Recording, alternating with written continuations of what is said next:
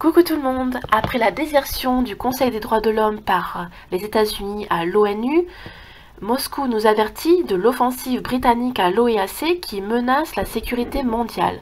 On est vraiment dans un cadre de droit international, on se pose beaucoup de questions. Londres veut donner pouvoir à l'OEAC de désigner le responsable d'attaques chimiques avec en ligne de mire l'affaire Skripal et la Syrie.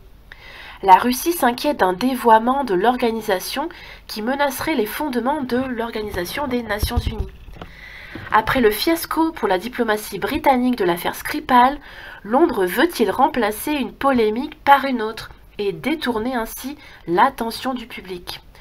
Malgré l'absence de preuves sur l'implication supposée de la Russie dans l'empoisonnement de l'ex-agent double Sergei Skripal le 4 mars 2018, le Royaume-Uni a repris l'initiative. Les représentants britanniques de l'Organisation pour l'interdiction des armes chimiques, OIAC, ont déployé ces jours-ci une intense activité pour en changer la mission et les compétences. C'est comme quand on change la constitution dans le dos du peuple pendant les grandes vacances. Londres veut ainsi que l'OIAC puisse désigner nommément l'État responsable d'une attaque chimique.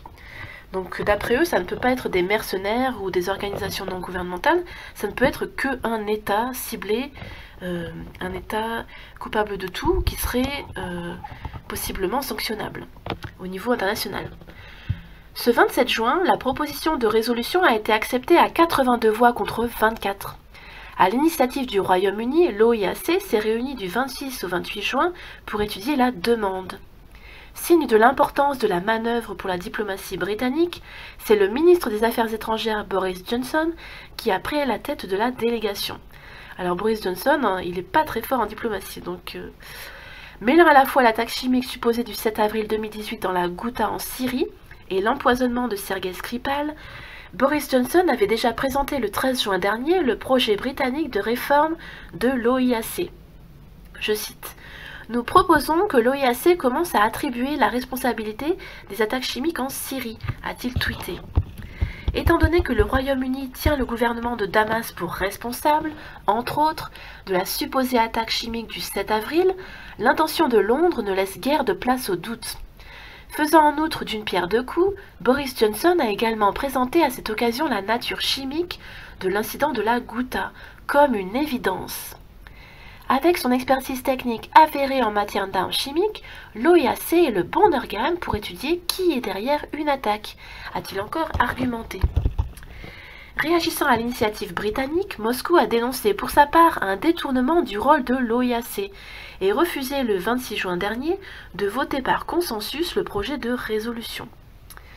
Je cite: « Les propositions britanniques doivent d'abord être discutées », a fait valoir le chef de la délégation russe, Georgi Kalamanov, cité par l'agence de presse Itartas. Cette perspective comporte des risques imprévisibles, a-t-il déploré. Cela ne va-t-il pas mener à un effondrement des régimes globaux de non-prolifération et même à l'arrêt du système de sécurité international dans son entier, établi après la Seconde Guerre mondiale, sur le rôle central des Nations Unies et du Conseil de sécurité ? A-t-il mis en garde.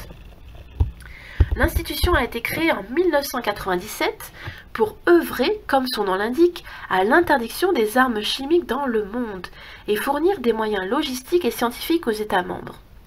L'OIAC procède d'ailleurs des Nations Unies puisqu'elle tient sa légitimité de la Convention sur les armes chimiques adoptée 5 ans plus tôt, en 1992, par l'Assemblée générale des Nations Unies. La désignation d'un éventuel État responsable d'une attaque chimique relève ainsi des Nations Unies, seule institution internationale capable, entre guillemets, d'articuler droit international et géopolitique. C'est d'ailleurs ce qui s'est passé à l'occasion de l'affaire Skripal, l'OIAC se bornant à confirmer scientifiquement que l'agent innervant utilisé était de la famille du Novichok, mais se disant dans l'incapacité de démontrer que le neurotoxique, dont la composition est publique, aurait été produite explicitement en Russie. Voilà, c'est tout pour cette brève. À très bientôt.